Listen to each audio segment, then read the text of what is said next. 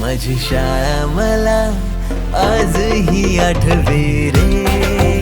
पुन्हा शाळेमध्ये मला वाटते जावे रे. माझी शाळा मला आजही आठवे रे. पुन्हा शाळेमध्ये मला वाटते जावे रे.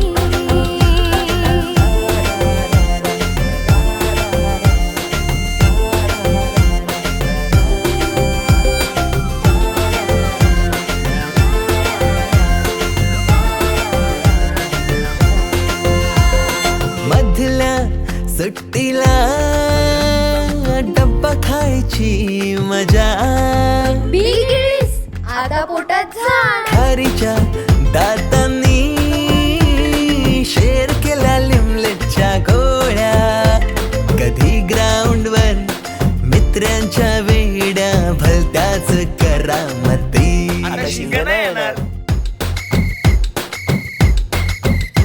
पीटीच्या पिरियडला शिट्टीच्या तालावर गमती शिरकवायती. मनावरती जशी बाकावरती साऱ्या कर्कटकाने कोरली नावे. शाळेतला नको असलेला दिवस म्हणजे रक्षाबंधन. आपल्याला जिने राखी बांधू नये असं वाटायचं, नेमकी तीच आपल्या समोर उभी राहायची. शाळा सुटल्यावर उडती फुलपाखरांची थवे. पुन्हा शाळेमध्ये मला वाटते जावे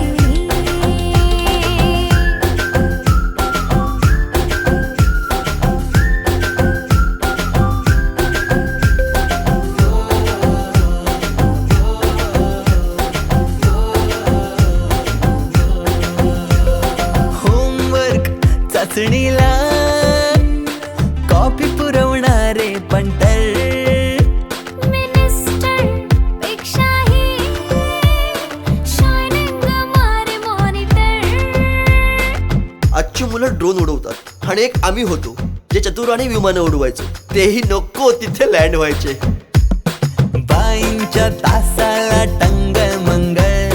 बड्डे कोणाच्या कोणाची चंगळ. ऑफ पिरियडला तर नेहमी दंगल. तरी चुकला नाही सरांचा अँगल. कधी वरांड्यात कधी मैदानात रोजचेच खेळ नवे. पेपरात हमखास लिहिता येणारे दोनच प्रश्न, रिकाम्या जागा भरा आणि जोड्या लावा. पेपरातल्या जोड्या लावता लावता वर्गातल्याही जोड्या अचूक लावायला लागलो.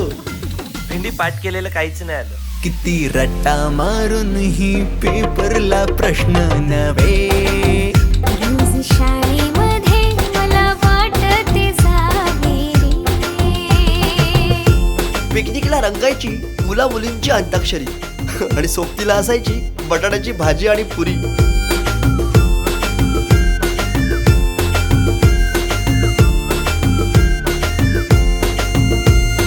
खेळात खुन्नस चिडवा चिडवी.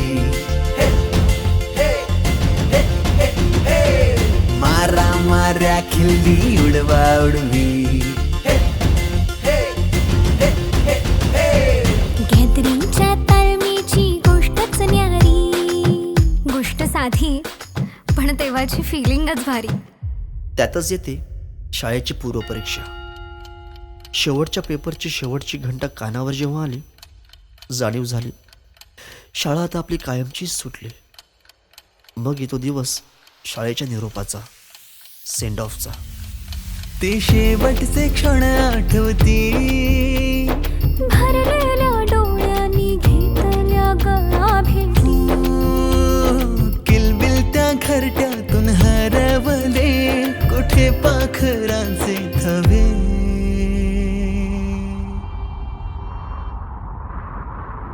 पाखरूहून आलो फांद्यावर तुझ्या बागडलो. पंखात बळ दिले तू पक्षी बनून सज्ज झालो. ओल्या मातीच्या गोळ्याला दिलास तू आकार. संस्कार घडवूनी केले साकार. मायेने वर्ग सजविले जणू दुसरे घर मानूनी. पोरके वाटे आज आम्हाला तुला चाललो सोडूनी. आईच्या मायेने लाविला जिने लळा. मी विसरू कशी ती शाळा. धन्य ती माझी शाळा. धन्य मराठी शाळा. अजूनही मिस करतो ते सारे, ते क्षण, तो जिव्हाळा. मोठ्यांच्या दुनियेत हरवलेला मी आणि माझ्यातच हरवलेली माझी मराठी शाळा. धन्य ती मराठी शाळा. ती स्वतः ओसाड होत चालली आहे.